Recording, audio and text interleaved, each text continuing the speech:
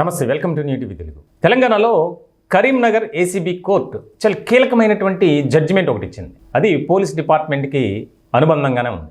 ఆదిలాబాద్ జిల్లాలో వాంకిడి పోలీస్ స్టేషన్లో సిఐగా పనిచేస్తున్నటువంటి వ్యక్తి 2013లో జరిగినటువంటి ఘటన. దాదాపుగా 10 ఏళ్ళు దాటింది. ఆయన ఒక కేసుకు సంబంధించి 10,000 రూపాయలు లంచం తీసుకుంటూ రెడ్ హ్యాండెడ్గా దొరికిపోయాడు. 2013లో ఉప్పల కృష్ణ అనే వ్యక్తిపై కేసు నమోదైంది.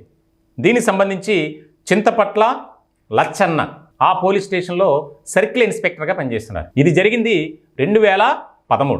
దీనికి సంబంధించి కేసు వాయిదాలు జరుగుతున్నాయి. ఈ సిఐ రిటైర్డ్ కూడా అయ్యాడు, పదవీ విరమణ కూడా చేశారు. ఇటువంటి సందర్భంలో తాజాగా ఇచ్చినటువంటి జడ్జిమెంటు ఇప్పుడు పోలీస్ వర్గాల్లో తీవ్రమైనటువంటి కలవరాన్ని కలిగిస్తుందని చెప్పాలి. 5 ఏళ్ల పాటు జైలు శిక్ష, 20,000 ఫైన్. ఈ 5 ఏళ్ళు కూడా ఖచ్చితంగా జైల్లో ఉండాలి. బెయిల్ వచ్చే ప్రసక్తే లేదు, అసలు ఆ బెయిల్ అంశమే లేదు. కరీంనగర్కి సంబంధించినటువంటి ఏసీబీ కోర్టు న్యాయమూర్తి కుమార్ వివేక్ సంచలనాత్మకమైనటువంటి తీర్పు ఇచ్చారు. ఇప్పటి వరకు దేశవ్యాప్తంగా ఇటువంటి జడ్జిమెంటు ఎక్కడ కూడా రాలేదట. ప్రధానంగా 2 తెలుగు రాష్ట్రాలకు సంబంధించి అయితే ఇదొక కీలకమైనటువంటి అంశంగా చర్చ జరుగుతుంది. ఎప్పుడో జరిగినటువంటి ఘటనకు సంబంధించి ఇప్పుడు జడ్జిమెంట్ రావటం, ఆయన రిటైర్డ్ అయిపోయారు, ఆయన జీవితాన్ని ఏదో చక్కగా నడిపించుకుంటారు.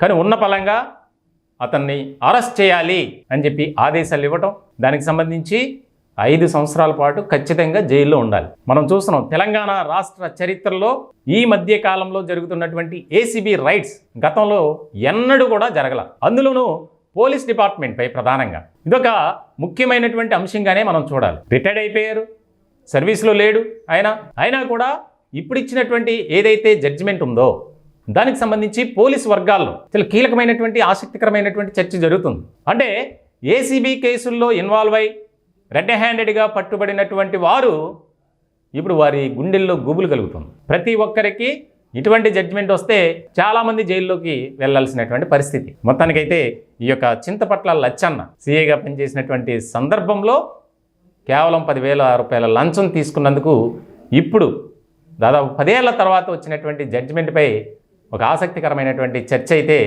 జరుగుతుంది తెలంగాణలో.